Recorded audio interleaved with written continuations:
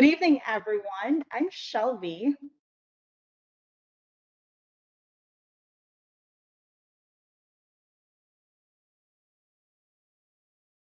Victoria, you're on mute.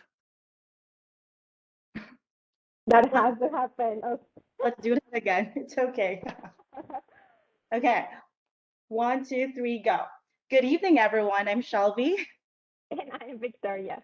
And we are the co-founders of Fly and Fetch, a company we started while completing our studies at NATE. Thank you to Hotelito Segundo de Los Angeles for that lovely performance. At NATE, we honor and acknowledge that the land on which we learn, work, and live is Treaty 6 territory. This place is a traditional homeland for the First Nations and Métis peoples, and today we are all part of this treaty land. The traditional name of this place is Amisquachiwanskegun, which is also called the City of Edmonton. It's our pleasure to be your MCs for the Mawji Center Pitch competition. We would like to say a special welcome to some guests attending tonight. Member of NATE Board of Governors Marley Sleeman, members of the NATE Mawji Center for New Venture and Student Entrepreneurship Advisory Committee, Ashif Mawji, our Advisory Council Chair, and his sons Ariz and Kinza. Thank you everyone for joining us. We have a wonderful evening in store. As an entrepreneur, developing a compelling and engaging pitch is an essential skill to demonstrate the value of your idea, product, or service. Over the past few years, these skills we've had to learn to put into practice to build our business. So our business just turned 2 years old a few weeks ago, and we started as students at NATE. And I remember our first office was the Mawji Center, and it's just amazing the opportunities that they've given us. Especially last summer, we got into Draper University in Silicon Valley, and they ended up investing in us, and we're just growing every day. And all thank you to Mawji Center and Nate and Cecile and Dale. Yes, that's right. And tonight, our student competitors will have the opportunity to showcase their talent. Each team will compete for the first, second, and third place awards. The Mawji Center Student Pitch Competition Awards are generously supported by our donor, Cliff Cameron. As our guests, each of you will play a role in determining the outcome by evaluating and judging the students' pitches. We've attached a score sheet in the chat, which can be used to log your feedback. You will be provided with a link to submit your choices using Slido for first to sixth place pitches. Yes, sixth place. This year, we had a tie for fifth place, and therefore we have 6 student companies pitching. That's awesome. I'm excited to hear this as I was one of the competitors last year, and it's amazing that there's a lot of amazing students pursuing entrepreneurship. Yes, that's right. So we would like to welcome Ashif Mawji to say a few words. Ashif graduated from NATE's Computer System Technology program in 1992. He went on to establish his own consulting company and then founded a series of successful IT companies. Among those startups included Upside Software, a company he had grown to employ more than 100 employees and subsequently sold in 2012 in a multi-dollar deal.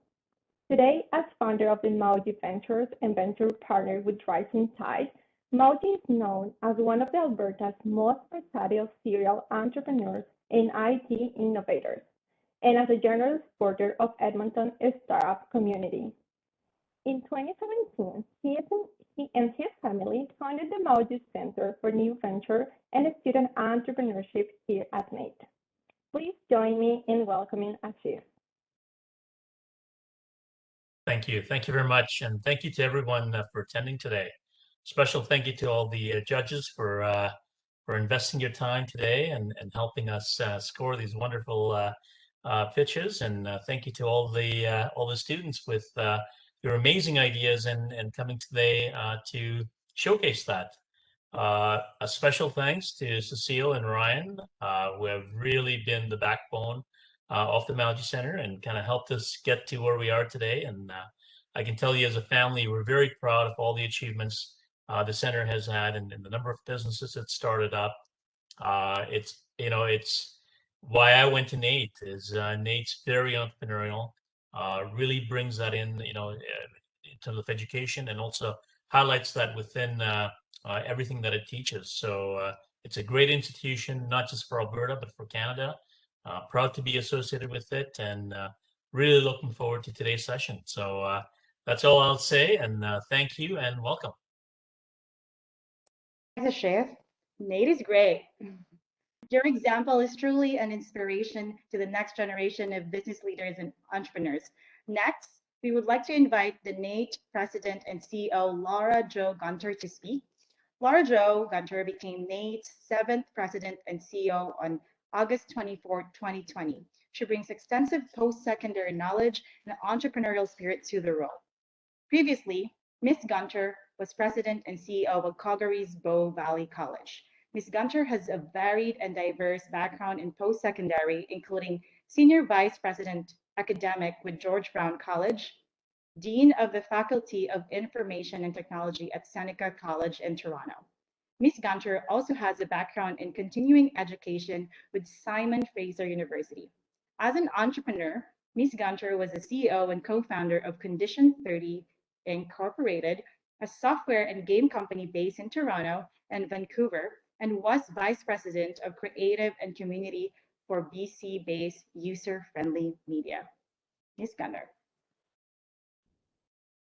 Thank you so much. And thank you for inviting me to be here tonight. I'm really excited to be here with all these budding entrepreneurs and really excited to see all the new ideas. I didn't all the tables, but the few I visited was really exciting to hear all the creative and new ideas that are coming up. I want to extend a special thank you to Ashif and his family for all the support that you have given to the Mawji Center for New Venture and Student Entrepreneur. We wouldn't be here today without you. So thank you so much on behalf of Nate and on behalf of all of our budding entrepreneurs for your investment in us and your ongoing support of us here at Nate. We really, really, really appreciate it. And I also appreciate everyone who's here tonight to come and listen to our entrepreneurs, and they really appreciate the feedback. And, you know, pitching is one way to really get that feedback on what your idea is and how you can make it better.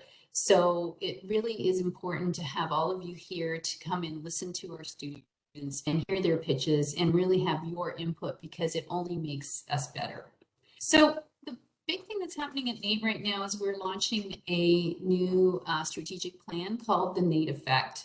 And the Nate Effect is all about impact. It's about that meaningful careers, creating vibrant communities, and really creating those globally competitive industries. And we're going to be seeing some of that here tonight as well as we listen to these entrepreneurs.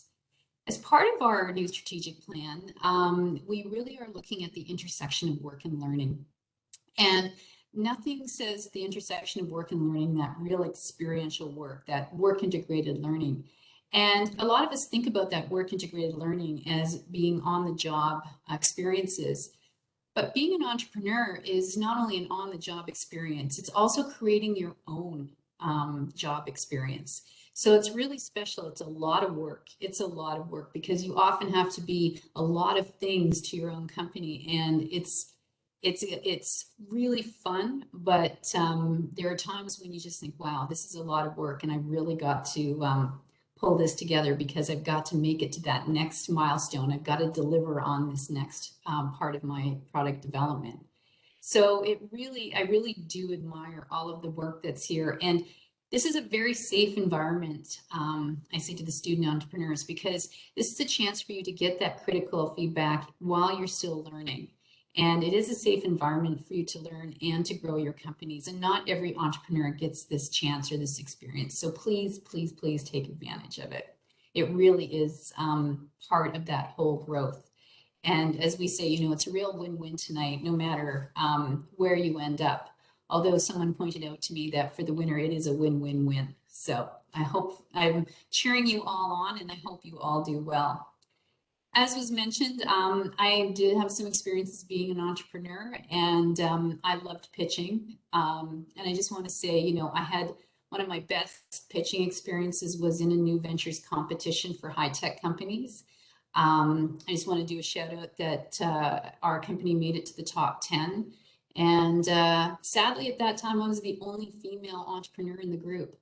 I wasn't the only female president, I was the only female. So it was really interesting getting to that part near the but we really enjoyed doing those pitches. And the best pitch, I think one of the best pitches we ever did, we did two. We did one really phenomenal pitch during that competition. We were just banging on all cylinders, and it was just really good narrative, really connected strongly with our audiences, and they really could see the potential of where we were going.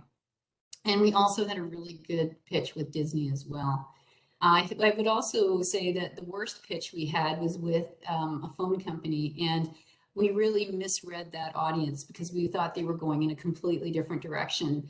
And for those of you who've pitched a lot, you know, every once in a while, you can just feel the whole thing going down. You're like, well, we'll just ride it out to the end.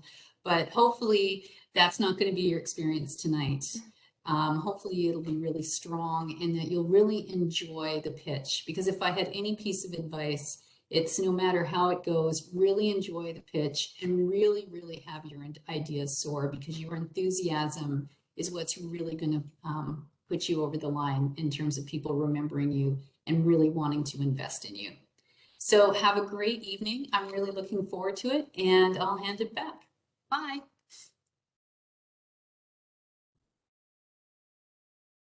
Thank you so much. That was a great advice. Thank you, President Gunter. We trust everyone has received their dinner prepared by Chef Levi Bindelkamp at NATE alumnus and supporter of the Mawji Center. Chef Levi's restaurant, Why Not Yet, burned down in a tragic fire not 1 week after last year's pitch competition. He's now operating out of the 5th Street Food Hall as Baxter's Burger. He has competed on Chopped, Canada, and Firemasters. He caters private events as well as some amazing guest chef challenges. We hope you enjoy your meal. It is really, really delicious. So please ensure you have paper and pen at hand as the student pitches will begin after a short performance by Joselito.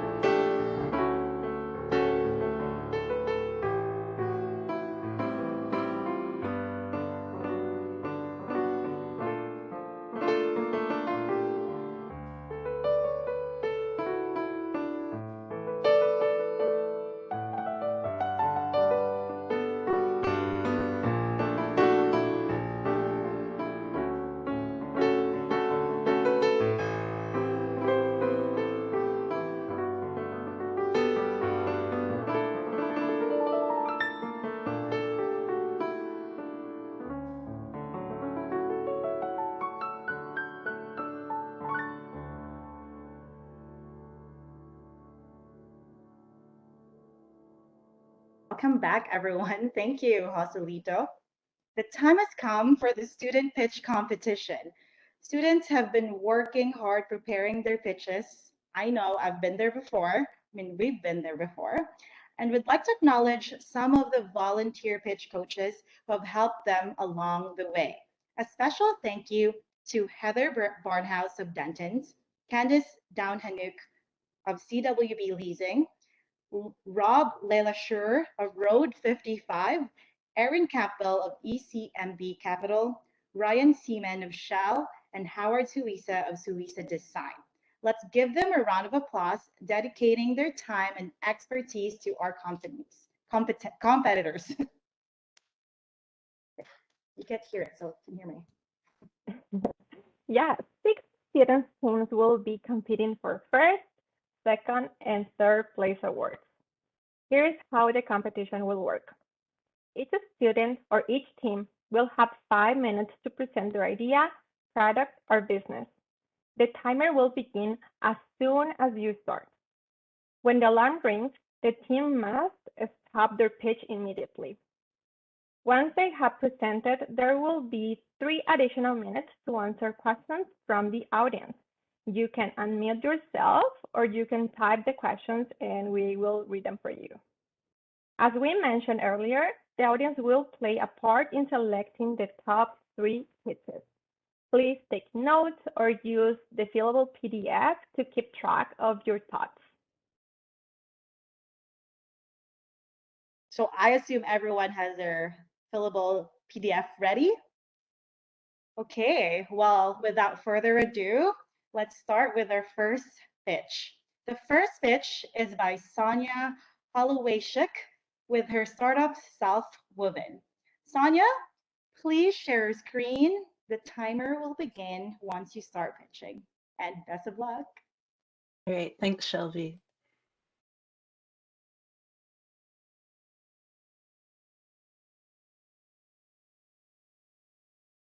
All right.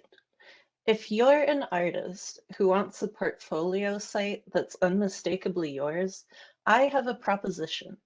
Self-woven for a web design you can say is truly all your own. Tanya, we can't see your Yes. screen. Oh dear. Okay, restart. Sure. I'm very sorry. Can you see it now? Yes, okay, Yes. brilliant. Do over. All right. If you're an artist who wants a portfolio website that's unmistakably yours, I have a proposition. Self-woven for a web design you can say is truly all your own. If you aren't an artist, imagine for a moment you are. Like most people in your field, you enjoy sharing your work with others. This morning, your newest piece was removed by a moderator from the social media channel you get your most views on. This triggers a realization. Relying on a site you don't own to publish your content means your hard work can be removed at any time for any reason, whether justified or not. You also know that a dedicated website will enhance your portfolio's competitiveness and credibility to any potential customers who might want to commission you. So you rush to reserve your ideal domain name. And it might only be after taking this common first step that you start wondering how to get a layout to use with it. Looking into your choices shows you can A, hire an agency or a freelancer, though professionals can charge hundreds to thousands of dollars. B, learn to code it all yourself, which may take years and is highly prone to error. Or C, use one of the available website builder options on the market. After trying a few of these website builders out, though, you notice some common issues. They can restrict you to only use their hosting. You often can't download your web design's files, and unless you're paying recurring fees, you'll likely have features restricted and unremovable ads put on your site. My web app will let you design your site in browser, then pair it with any hosting you choose. It's going to simulate industry standard processes professionals use today, like establishing a grid, fine-tuning a cohesive look for all your pages, adding in your content, and testing firsthand how your site will function before it's launched.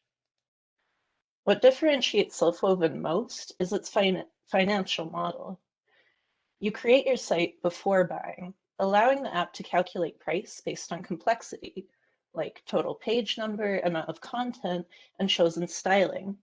Plus, if you decide to change your design after purchase, you can re-upload its files, edit them, and only pay for the changes. The sliding scale pricing model is going to enable more website owners than ever to get a custom layout. What you're really buying in this one-time purchase is the legal ownership of the files needed to generate your design. Too many other web design companies have subscription pricing and restrict control over your files, essentially because they can make more money off you that way. By comparison, the only subscription you'll pay with Self-Woven will be to your chosen third-party hosting provider. Now, during my competitive analysis, Google Trends showed there's been a sustained demand for website builders in Canada since as far back as 2004. WordPress, the industry leader for around 2 decades now, has gradually been losing market dominance. Its biggest competitors, all-in-one website builders, usually cost between $12 to $500 monthly. This adds up. Even just $12 a month will turn into $144 in a year.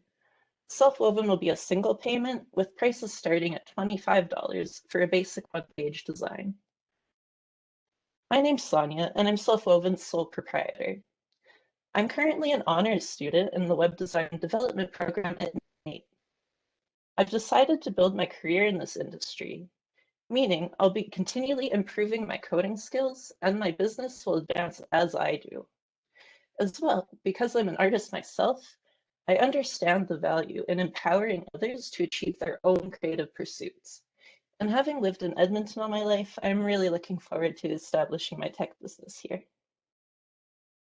Right now, I'm conducting customer insight interviews, and I've also begun planning my product's first version. If you're interested in discussing this concept, please reach out to my LinkedIn or Gmail. I'd especially like to hear from visual artists, but I'm also looking for feedback from other types of content creators, small business owners, website owners, or anyone with experience in the web industry. Even if you're not part of my initial target market, your input and suggestions would be extremely helpful. Finally, I just want to say that I appreciate everyone here investing your time to support me on this venture. It really means the world to me, so thank you. Thank you, Sonia. Great job. Now it's time for questions. So there's 2 ways to ask a question. You can just either unmute yourself and ask the question, or I can read it from the chat. Can I address the question I'm seeing already? How does Self-Woven make money? What's the revenue model? So, as I'd discussed earlier, it's going to operate based on a sliding scale pricing model. So the reason for this is to lower barrier to entry for people that otherwise wouldn't be able to afford getting a custom design through traditional means. So the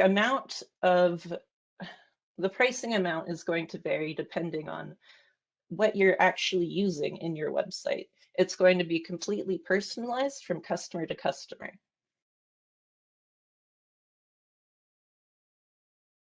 Anyone else want to ask Sonia a question? Oh, there you go. What is the reason for offering third-party hosting versus you offering the hosting on platforms such as AWS? Yes. So the reason that I feel personally that third-party hosting is superior to hosting on platforms such as AWS is because of the amount of control self-hosting gives you. When you're operating through a third-party company such as that, you're not actually in control over your site. So the idea with Self-Woven will be to enable people that need that level of control to be able to get it and to do what they want with their web design. Just a question on making sure I understand your revenue model. It sounded like you said that once I upload the site, I design it, you're going to come up with the pricing. is that pricing a one-time fee or is it a monthly fee? That is a one-time fee. The only time it would be recurring is if you decide to re-upload those files and edit them. That's a feature I'll be implementing for people that enjoyed using it the first time and want to be a recurring customer. So But yes, it'll be a one-time. So just, the reason why these sites charge a recurring fee is to give you a frame of reference. If you were to value your company, any revenue that's a one-time revenue is valued at 1 to 2x. Okay, any revenue that is a recurring revenue is valued at 7 to 10 times. So huge difference. So just encourage you to think about making it recurring versus one time. It also gives you more predictability in terms of your budgeting, et cetera, et cetera. I'll take that on board. Thank you.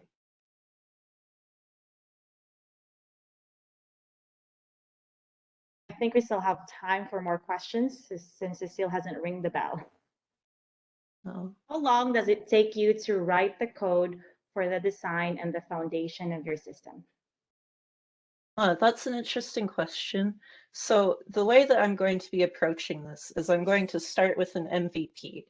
Now, what that's going to consist of is the $25 basic landing page option I was describing before.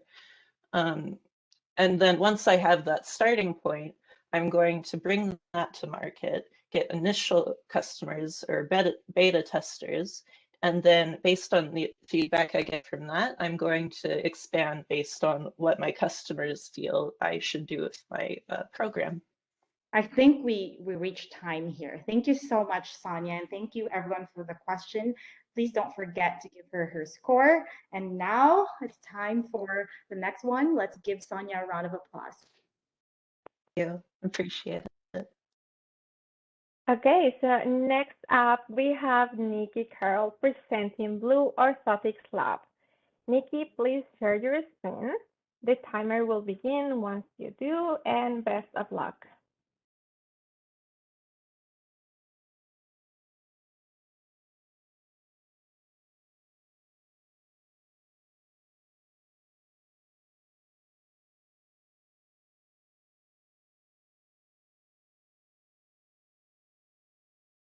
Nikki?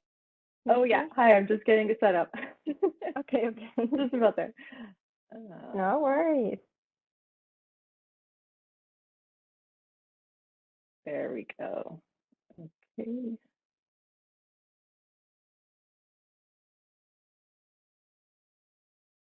Perfect. I think, can everyone see my screen? Yes. Fantastic. Okay, I will start now. I'm pleased to introduce to you my company called Blue Orthotics Lab. Now, the reason why I'm excited about this is because I've spent the last 10 years in a foot care office helping to build a company with my husband. And what I've experienced is that our patients are frustrated with the amount of turnaround time it takes to see us. And then when they have their foot pain, it takes a long time to get that treated as well. What we do is we create a custom fit orthotic, and we have to send the orthotic information, the cast or the data, away to a lab. They create the orthotic and then they send it back to us. But what we've noticed is over the years, this manufacturing time has been increasing to the point where it takes 3 to 4 weeks. Also, it's becoming more expensive. Lab fees are about a third of the price of a $750 orthotic now. And we think we can do better. And just when we thought that this wait time couldn't be any worse, this had to happen. The Coca-Cola, there we go, the Coca-Cola got washed out. And guess what else? The road between here and Vancouver got washed out. We live in Chilliwack. We're completely surrounded by water, and we haven't been able to get the orthotics that we need for Vancouver. We have about 50 pairs right now, 50 patients waiting for their orthotics. The answer that I wish I could give to my patients and ourselves right now is 3D printing in our office. And this is my solution, and this is the business that I want to develop, are these very niche 3D printing kits for professionals. Podiatrists agree that now is the time for 3D printing. Conrad Jobs says it's inevitable 3D printers are coming into offices. We're at a tipping point, and the benefits are fantastic for scalability, and the ability to choose eco-friendly materials. My business model is B2B. So we would have product revenue from the 3D printers, the scanners, selling the plastics materials, the software licensing, and then also have some recurring revenue with hardware upgrades and doing support and training. The market that I'm going for are dispensing professionals. And in Canada, that's about 30,000 plus people. We're looking at podiatry, chiropractics, physiotherapy, and kinesiology. The package would cost somewhere between 60 to 80,000. And the ROI on this is not, it seems expensive, but right now we spend between 70 to 90,000 a year just in lab fees, and we don't own anything. The advantage that we could have is having 100% control over the arch. We could have turnaround time of within a week, and we'd be also be able to save this lab fee. We could also offer customization that we've never been able to have before, especially for children. Some of the challenges my business face are around competition. There are other types of 3D printing companies out there. HP Cryos is for scanning, and Javelin puts these things together. But there isn't one specific company that just focuses on orthotics. And I see this as an incredible opportunity, especially with this new type of printing with elastomer technology.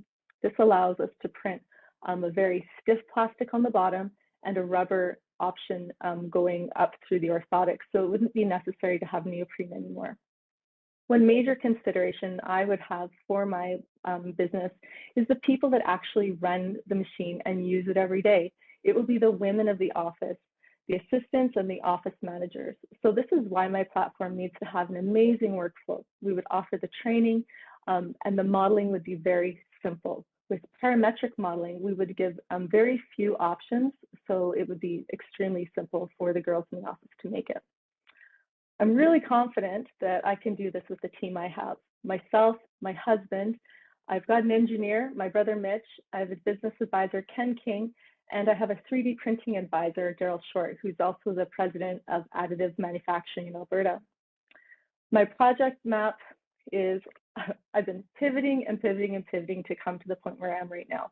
I have a landing page that I've got an email, got logo and branding, and what I'm about to do is some testing, actually, send some files to have some orthotics made. So in the next year, I'm really hoping to have MVPs out there and start selling. I've also been developing myself. Now, this is really exciting.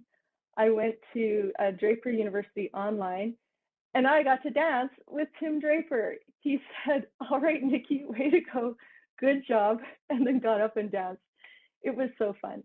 I've spent a lot of time in the startup community, getting to know people. Sorry, time. Thank you. And that's my business. I'm looking forward to talking about my business with you.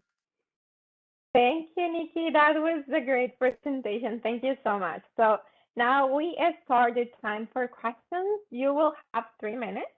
So if the audience have any questions, please unmute yourself. Hi, Nikki. I have a question. You bet. Is there any IP, any intellectual property in this design? Yeah, the IP, like right now, this is definitely where I'm developing, probably through the next few months, it can definitely come in, especially with the customization of our platform.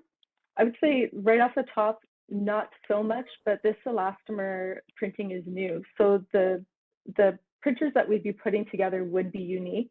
So I guess it's sort of like our special blend of how we do it, but not specific hard IP that we would have control over. Right. Okay. Okay.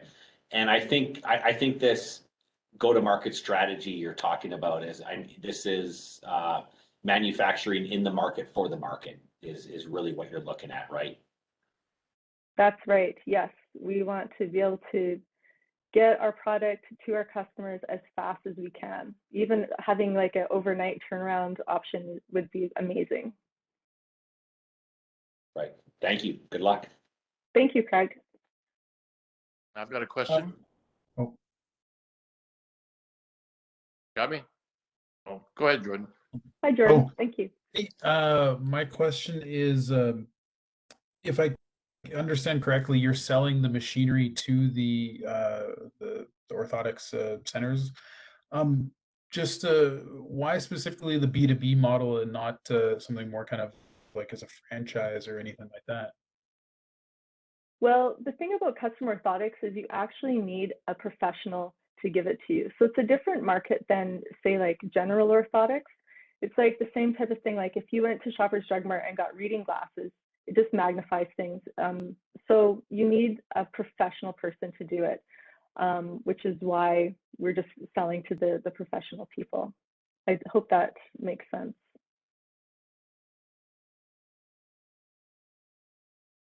I guess more kind of like a, I guess selling the franchise to the pediatrics, because so kind of more kind of like you're still involved with it, like a recurring revenue kind of thing. Oh, right. Yeah. So I guess once we sell the equipment to the podiatrist or whoever we sell it to, then yeah, they can do what they want with it. But we would be supporting them with the software and the training. So we would still have a bit of a relationship with them. We have some questions on the chat. So what are the costs for the printers and how much for a pair? So what's the customer price? So for an orthotic, right now, the selling price, we sell orthotics are about $750, but then we have prefabricated orthotics that are about $150. So we would be able to have options all the way in there. For the printers themselves, for this kind of elastomer printing, thank you. Thank you. Great questions, great presentation. So thank you very much to everyone. Let's give Nikki another round of applause. Wow, 2 presentations done. Now we're up to our 3rd one. So next up is Samuel from Liv Property Management. Samuel, please share your slides and we will begin time once you start pitching. Can everyone hear me? Yes? And can everyone see my slides? Yes, perfect. Thank you. My name is Sam Yasinski. I'm the founder of Liv, and we offer free property management to landlords. A problem that most landlords experience is finding quality tenants that are willing to take care of their properties in the same way that they would as owners and consistently collecting rent from those tenants. Not to mention any additional repairs that poor quality tenants may cause and the landlord will have to pay for. The solution to this problem is in converting traditional rentals into short-term vacation rentals. And by doing so, we can actually offer free property management to landlords. What this will do is help landlords sign longer leases with a reputable company, eliminate their time spent on problems, and actually increase the amount of rent that they can earn every year. If we take a look at the Edmonton market, on platforms like rentals.com, Facebook, and Rent Faster, I've found anywhere from 1,000 to 4,400 vacant long-term rentals. So I estimate that there's anywhere from 44 to 7,600 long-term vacant properties that could be turned into vacation rentals. So if I could capture 2% of this market, that gives me a portfolio of about 120 vacation rentals, charging an average nightly rate of $185 and filling these properties roughly 50% of the year. We could create gross revenues of $3.9 million for every major city we operate in. The business model is simple. We sign a rental lease with existing landlords, transform their properties into vacation rentals by furnishing them, and then relisting them on platforms like Airbnb. Our revenue is generated by charging a marked up nightly rate, then subtracting the cost of the lease that we pay to the landlord to earn a profit. So if we take that $3.9 million in revenue per city, we estimate the cost of those leases is about $2.6 million, leaving us with gross margin of $1.3 million. After taking into consideration costs like labor, furniture rentals, administration, and cleaning, we could be left with roughly $500,000 in net margin per year per city. Our product is simply a platform that allows us to connect with landlords and offer them a better way to rent out their properties. My progress to date takes me back to my time in Kelowna, when I was extremely strapped for cash, spending $900 on my own personal lease, And the only solution I could come up with is moving myself into my unfinished basement, throwing a mattress on the floor, and I charged $53 a night for my old room upstairs on Airbnb. I had 60 days left on my lease, and not only did I pay off my $900 a month, but I also added another $1,400 to my bank account in profit. If we look at the competitive landscape, there's two main components. You've got the do-it-yourselfer, who incurs a high amount of time and stress in managing his properties. And you've also got the traditional management companies. And where we have competitive advantage here is simply in cost. And this can be illustrated by looking at the competition's model. So for every lease that you sign with a traditional management company, they charge you about $900 and then a 10% commission per month on your lease. So on a $1,700 lease, the annual cost to the landlord is $2,900. You take a look at our model, for every lease we sign, we charge nothing up front, and we tack on a 5 to 10% bonus to the landlord. So on that same $1,700 lease, we can actually create a total annual benefit to the landlord of $1,000 to $2,000. Where we have unfair advantage is that we're the first mover in this space. And we plan to capitalize on that by developing proof of concept, raising capital, and then scaling quickly. Over the next 3 years, I plan to accumulate that portfolio of 120 properties. And in this first year, just 25. In order to get to those 25 first properties, what I'm asking for, conditional upon proof of concept, is $300,000 in equity financing, as well as a $50,000 line of credit for a 25% ownership stake in the business. Where this money is going to be invested is in furnishing these properties, developing the brand and marketing costs, as well as any operating expenses in the first year. I'm going to be using that line of credit to cover any rental shortfalls due to market conditions in my first year of operations.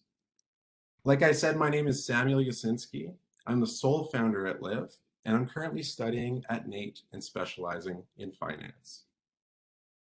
Thank you very much. Thank you, Samuel. Definitely helping people where to live. Wow, there's some questions in the chat here. Sure.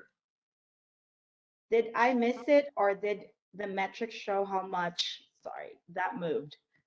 How much of the rental properties actually have property managers versus seeking tenants directly? Is the question referring to my market stats? Marley, can you unmute yourself and ask the question? Yes. Please? Yeah, no, I was just curious, the statistics that you were using, is that stuff that's under professional management and excluding stuff that people rent out directly? No, this is primarily stuff that, or properties that people rent out directly. So like on Facebook.com, a lot of that is rent by owner. There are some property management companies on there, but we're factoring that into the market share that we believe that we can accumulate. There's another question here from Melanie. Is furniture rental a costly expense for landlords who normally would seek to rent an unfurnished unit?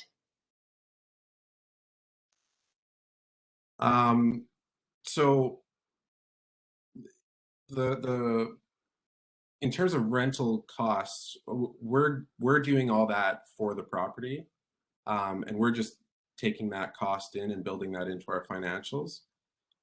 So I've kind of taken an initial look at how much it would cost to rent some of these furnish some of these places, and we're basically splitting it up into $200 a month budgeting for the rental of the furniture, plus a budget of $4,000 to invest into the property for things that we might not be able to rent. I'm not sure if that answers your question, but. There's another question here from Heather. How does Liv ensures that the converting vacant properties to rental properties that complies with the hospitality rules and regulations? That's a good one. Yeah, right. So that all comes down to the agreement with the landlord. And the requirement is that in building the relationship with the landlord, in the lease agreement, not only is it allowed, so for example, if they own a condo, we have to make sure that the condo allows vacation rentals. But in addition to that, in the lease itself, they're letting me sublet their place out as a vacation rental. Thank you. Is there anyone who has a question? Can unmute themselves? Oh, there you go. What will Liv do to find shorter term renters? What happens if there is a shortage of renters? So our renters are actually the travel market. So they're travelers. So our renters are purely short term. Time. Time's up. Thank you, Samuel. Great job. Thank you, Samuel. Yeah, great job. Now for our fourth speech, we have Isaac. He will be presenting for Otago Live. Can you please share your screen? Yep, just before I begin, I just wanted to warn everyone that this presentation contains adult content, and I see some younger audience in there, so just a warning.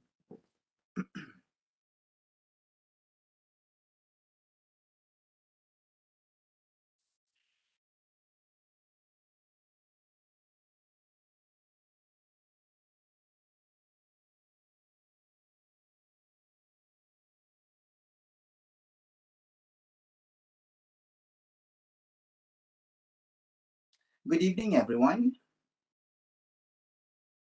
Do you remember when you were a college student? You are alone in your room, you were feeling a little excited, but you don't have anyone to accompany you. No boyfriend, no girlfriend, nobody. So what do? Do you turn on your phone, your computer? What do you search for? If you are like most people, you will probably search for pornography. This is more common than you think. In fact, when we look at the top 10 most visited websites in the world, 2 of them are porn sites. Now let's take a closer look at the people who search for porn. According to Pornhub, around 68% of its visitors are men, and more than half of its visitors are between the ages of 18 and 34. Why is this important? Well, young adults today are more exposed to video games and cartoons, and what this means is that this market segment is more likely to look for cartoon porn, or better known by the Japanese word hentai. People might think that this is a crazy idea, but let's look at the numbers. In the US alone, there are 7.5 million searches for hentai every single month. That is huge. Additionally, hundreds of thousands of people search for hentai fan art of popular cartoons every month. There is Naruto, there's One Piece, Pokemon, you name it. The reality is a large number of people want to see their favorite characters in quote unquote sexy situations. But there is one problem. Unlike conventional pornography, hentai animation is difficult to make. Drawing and animating are time consuming and is not exactly the easiest thing in the world. That's where we come in. Our solution is to create an animation studio that focuses exclusively on animated porn. Our main focus will always be on creating animation videos, but we will also have web-based porn games as part of our portfolio. When it comes to revenue, we follow 3 steps. We first build a community by posting small snippets of our animation in adult sites like Pornhub and Xvideos, as well as social media sites where younger adults tend to congregate, like Twitter. From there, we encourage our fans to go to our Patreon page, which is a subscription site. Over there, we will post exclusive videos and games that will not be available anywhere else. We also sell We also sell individual videos and games through digital sales platforms like Gumroad and Itch.io. Now, the straight hentai industry is swamped with competition. To expand into that market, we need a lot more resources to compete against the big guys. That is not something we have at the moment. That's why our initial strategy involves focusing on niche areas with smaller number of competition. We are looking into these two areas specifically. That is futa or transgender and gay hentai, which have an average searches between 150 to 250,000 per bond, and these are US numbers. Now, let's make a conservative assumption that only 4% of the market are willing to pay. If our subscription service is $5 per month, we can generate a maximum revenue of around $49,000 per month for futa and $53,000 per month for gay hentai. That is a considerable amount, and this is just the numbers in the US. Of course, people will also search for related keywords like futa porn or gay cartoon porn. These have 5 digits and 6-digit figures for number of searches. We know that subscription models work because small-scale hentai creators have been doing it for years. The difference between them and us is that they are doing it by trial and error, while we have business guidance from experts in the Mawji Center. Some of these creators here did not even protect their IP and didn't even trademark their brands. At this point, we are not at a stage where we need cash, but we are hoping to find mentors in the entertainment industry who can help us to get to a stage where we will be ready to acquire capital. We also welcome any ideas and suggestions for improvement. That is all from me. Thank you. Perfect timing. Thank you so much, Isaac. So now we are going to start the time for questions. You will have 3 minutes.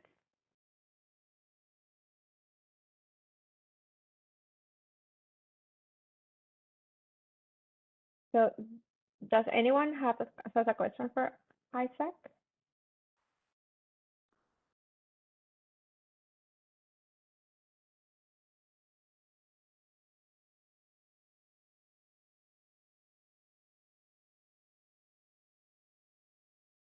Okay, we have one question from Laura. So how are you going to generate that much content cost effectively?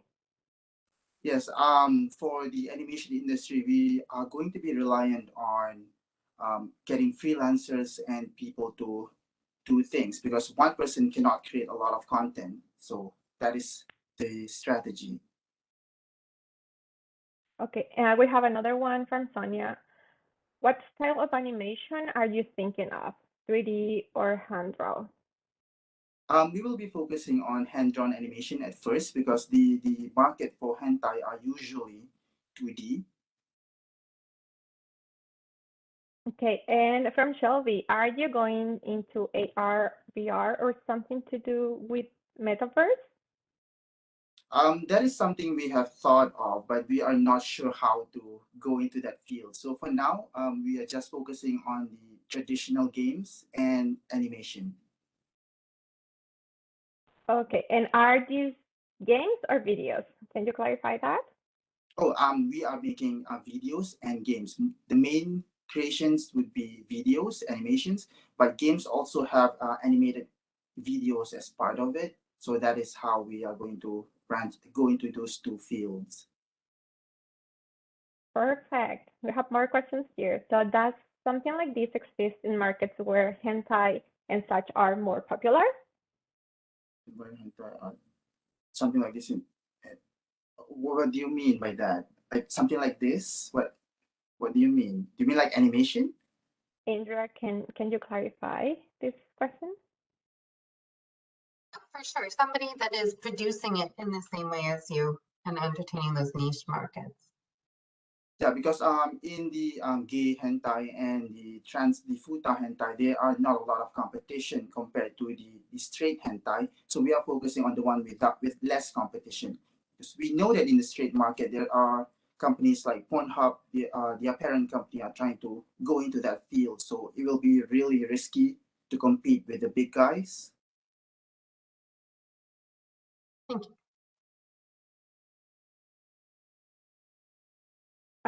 Cecile, do you have more time? Yeah, okay. So Isaac, what is your background or current studies and program? Oh, I'm doing computer software development, but I also have plenty of I'm already in the animation, like drawing and stuff. So I'm already have a foot in the industry, but for me it's the gay hentai industry. Okay, time. Thank you so much. Thank you everyone for the questions, and thanks Isaac. Let's give him another round of applause. Thanks, Isaac. Wow, this has been a very interesting night. Can you believe it? We're on to our fifth competitor. Exciting.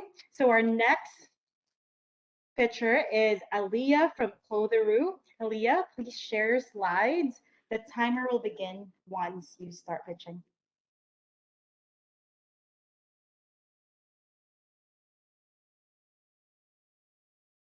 Can everybody see my screen? Yes. Hello, everyone. My name is Aliyah Bianca Aguita, the founder and creator of Clotheroo. And I want to start with asking a question. Does anyone in here loves to online shop or shopping in general? But you're too busy or too lazy to go out, and waiting for your purchases online is taking way too long. And plus, returns makes you go crazy. Well, hold on to your seats because tonight I'm going to introduce to you Clotheroo. What usually happens is customers shop online, pays for shipping fee, then realize they have to wait for that standard 3 to 7 days until they can get their hands on their items. And honestly, that's way too long. And that's why I have created Clotheroo, a delivery service on where we deliver your favorite clothing brands or items from the store to your door in less than 2 hours. We're to skip the dishes for your clothes. Usually, customers are paying around $10 to $15 for that standard 3 to 7 business day shipping fee. And honestly, that's way too long for that price. With Clotheroo, you get to pay the same price, specifically only $10, and you get to have your items within 2 hours. How does that sound? That surely beats that 3 to 7 business day shipping fee. Clotheroo makes your shopping experience faster and also your returns easier. With us, customer can also return their items in just a few clicks. Customer may book a driver to pick up the items that they want to return, then the driver picks up the item and heads to the store to return the items. Clotheroo earn from charging a $10 flat fee on each delivery, plus, depending on the distance to deliver, 50 cents is charged per kilometer. Finally, we apply a small order fee for purchases below $50, will equal to $8.99. With this system, we don't take any cut from the store profit and increase the chance of partnership with the brand. Plus, the driver earned $5 to $25 each delivery, depending on how much delivery they make a day, plus tips. The market in Canada is big, and if we have 50 drivers running in 12 months, our revenue is captured about $2.9 million within a year. The target market that Clotheroo is trying to attract are the people who do not mind paying an extra dollar to get their hands on their items before the day ends. And here's how I'm going to do it. My new research had led me to adjust my target market to more profitable segment by focusing on brands such as H&M, Zara, and many more. Within this market, $40.3 are expected to grow by the year 2025, and its customer online is significantly increasing. 57% of businesses said their online platform helped them increase their company's total sales and revenue, while 41% of customers are willing to pay for a 1 to 2 hour delivery.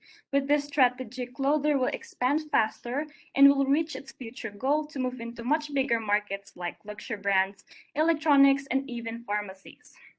I will use the $4,000 to get a partnership with the brand to have a 2-hour button option delivery within their website checkout page. This gives flexibility for the customer and the store itself. Also, digital marketing is great for creating an online platform that will help us boost awareness for our company. Lastly, to use it for more testing to get the most accurate system for us to use and to help deliver the best result as possible. I have partnered with Howard Sousa in this pitch and has helped me distinguish my target markets and analyze possible scenarios which I can work towards solving. I am still in the process of learning more and understanding the the retail industry in hopes for a success in my business in the upcoming years. Getting this business off the ground will serve as a stepping stone and will propel Clother towards success. So, who's ready to transport their style today? Thank you. Thanks, Aaliyah. Now we're ready for questions. There's one from Andrea. Skip the Dishes has menus to choose from. How will customers know what is available in the store in terms of items and sizes? Yes, from the brands itself, they have their online websites. Most brands have websites where you can check what's available in stores and which locations and sizes are available. So that with that, we can benefit putting the 2-hour button and having to deliver it.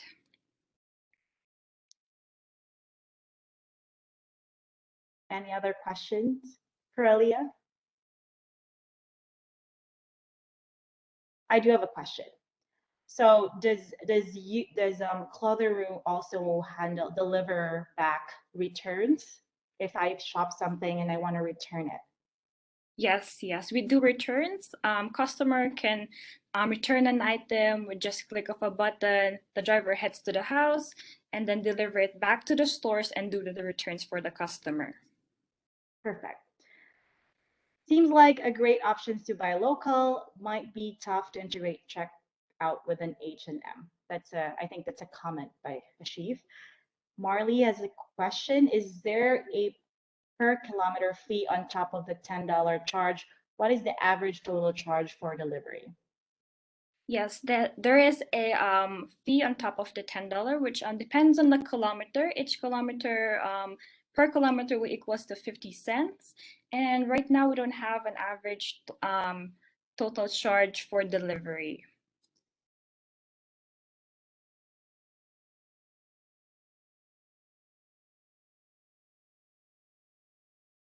Is there any more question for Aaliyah? Is there anything that you want to add, Aaliyah? You still have time. Here's a question. Sorry.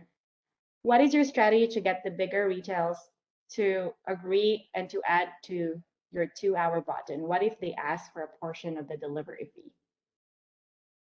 Yeah, since Clother is still a concept and we haven't really tested the delivery service, we can expand to more bigger brands by showing them the efficiency and how we can trigger customer to buy more, which benefits them and us as well.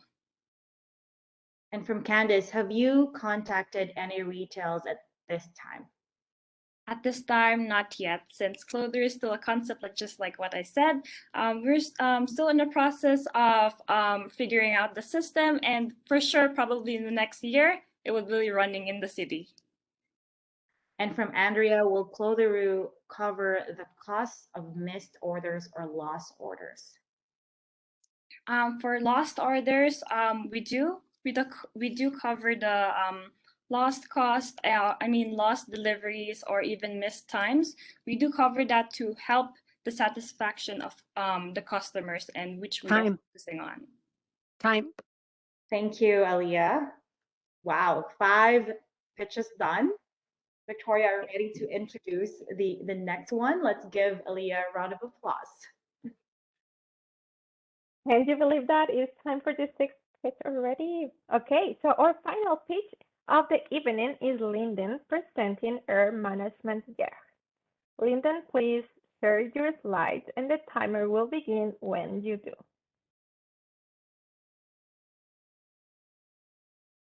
Great, can everybody see my screen? Yes. Oh, that was this thing in my way. There we go.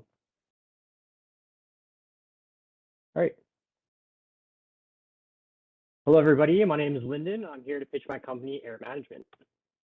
All right, so the problem, I can't find tenants. My tenants trashed my house.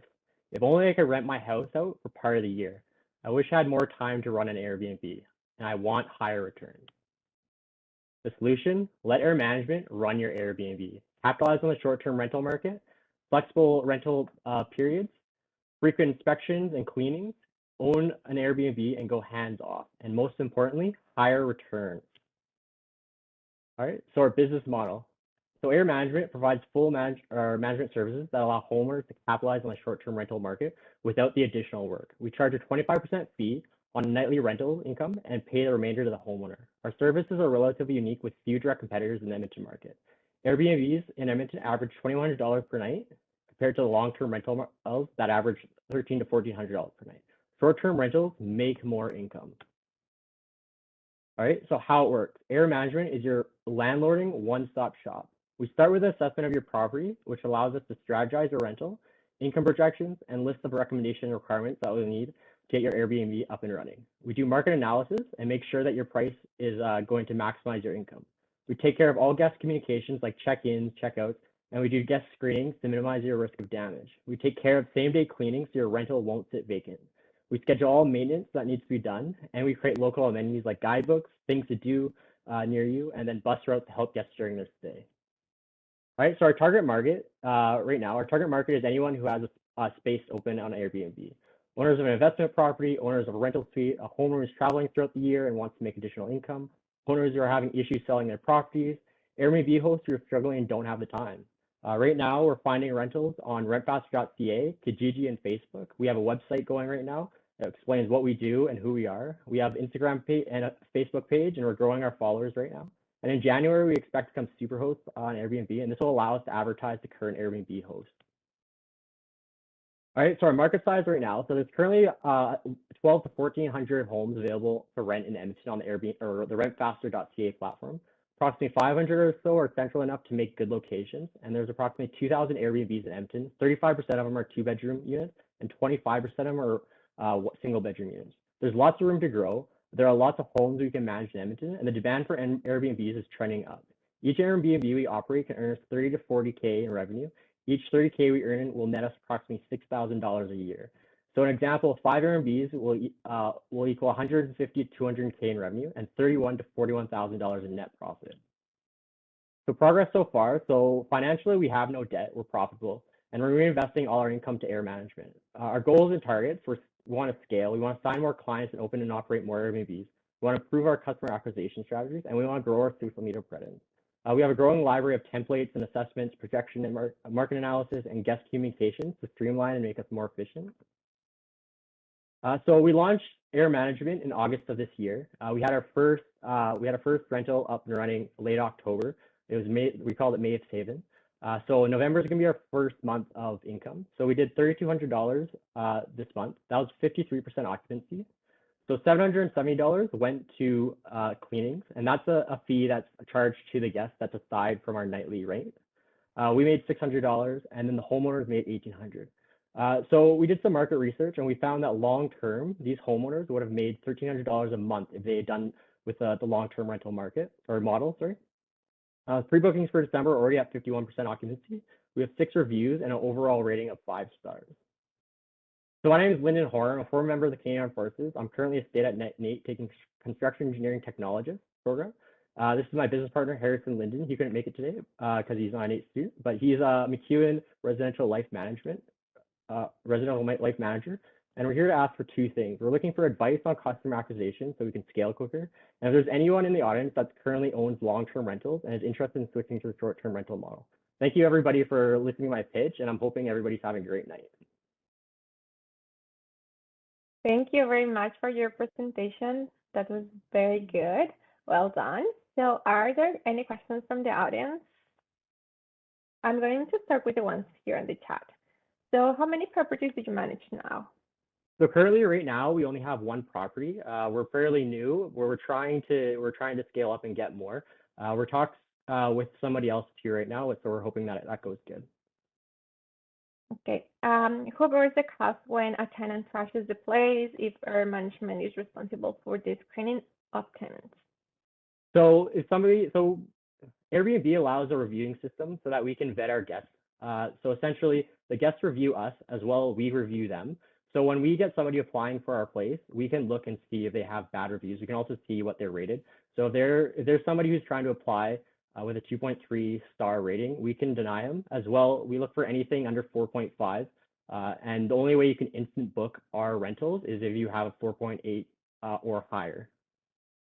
So it mitigates our percent of, or for somebody coming in rent or damaging anything on the property. There's also a security deposit too that we can charge, or that we do charge, sorry. Okay, thank you. So Ashif has a comment. I like the value of prep switch from long-term to short-term to find it market. Does anyone else have another question?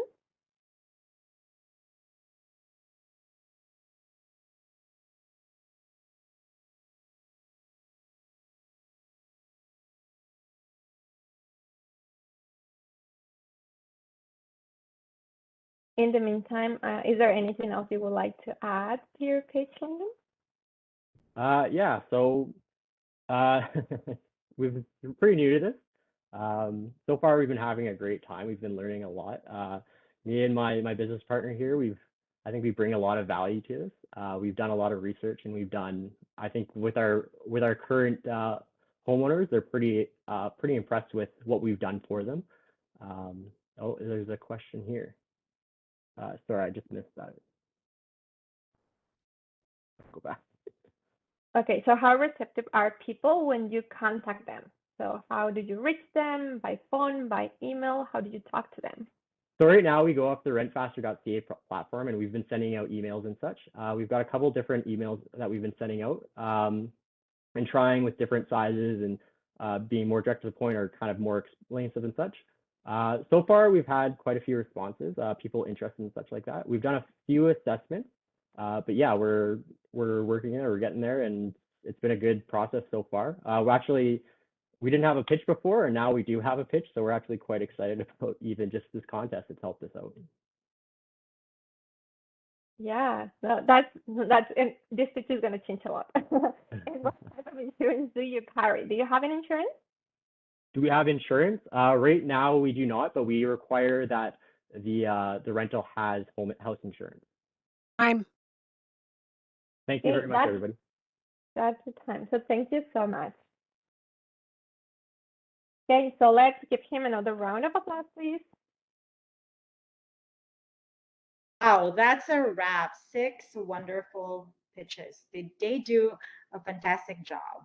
Everyone nod if they did. Yeah. Yes. Well, now it's time to help us choose the winning pitches. First, please ensure that you have filled out the evaluation sheets with each team's pitch. Tabulate the scores at the bottom of the page, then arrange them in order of highest to lowest and indicate first place to fifth place. Go to Slido link you see in the WebEx chat or on your phones. So Cecile just posted it there, or www.slido.com, number 906745. Okay, again, that's 906745. Using the scores in notes you have taken throughout the pitches, rank teams from first to sixth place, first place being your favorite. We will take a short musical break, and when we resume the program, we will announce the winners. Yay! So, student competitors, please, you don't vote.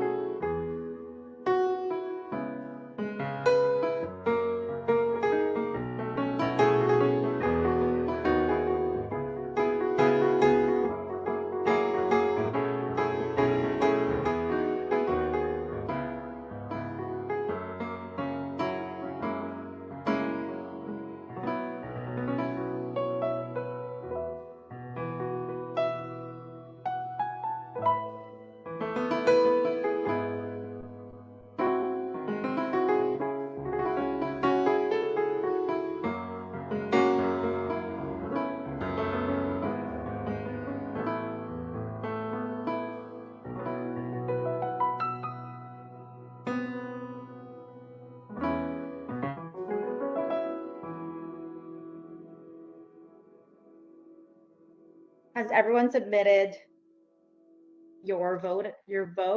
I think we will give one more minute, Cecile, to finalize everything. I can see it when you're on Slido.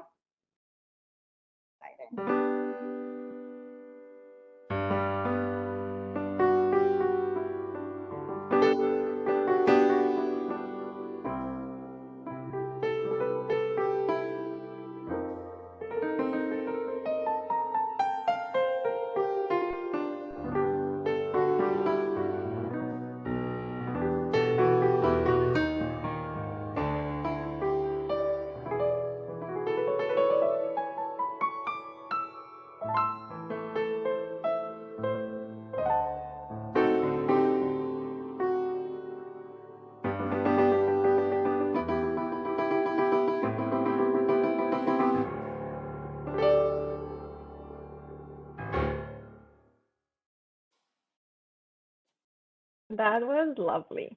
Thanks everyone for helping us choose the award-winning pitches.